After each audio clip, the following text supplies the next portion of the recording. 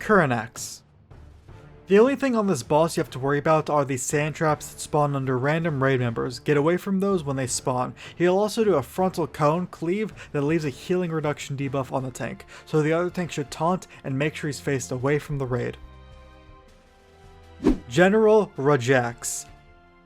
Prior to the fight, there's a big horde of enemies that need to be defeated, and then General Rajax will enter the encounter. He should be tanked in this doorway with the main tank's back to the wall of the doorway. This is because Rajax's Raid-wide Thunder Crash ability that acts as a knockback for all players and drops threat from the tank. This also does massive damage to the raid. Make sure to rip aggro back if possible. Periodically, Rajax will say, "You are not worth my time," to the current tank. It's kind of rude. And then drop aggro. Just be aware of this so the tank can pick up aggro. Buru the Gorger.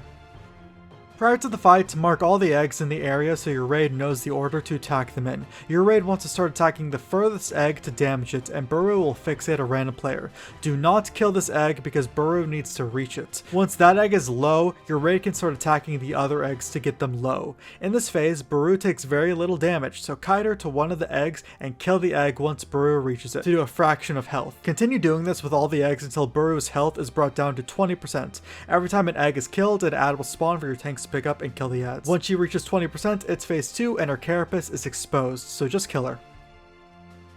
Moan. Throughout the fight, you want all your classes who can drain mana, such as hunters, warlocks, and priests, to use those abilities on the boss. Moan will drain the mana from 6 random mana users, and if he ever reaches full mana, it's not a good time.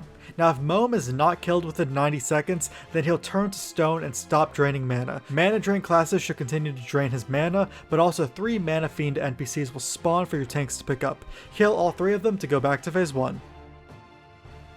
Amos the Hunter. So at the start of the fight, Amos will fly in the air and your range classes should focus on her. Melee should stay near her altar and kill all ads that spawn. Randomly, your player will get teleported to this altar and a larva will spawn that fixates them. Your melee need to focus this larva.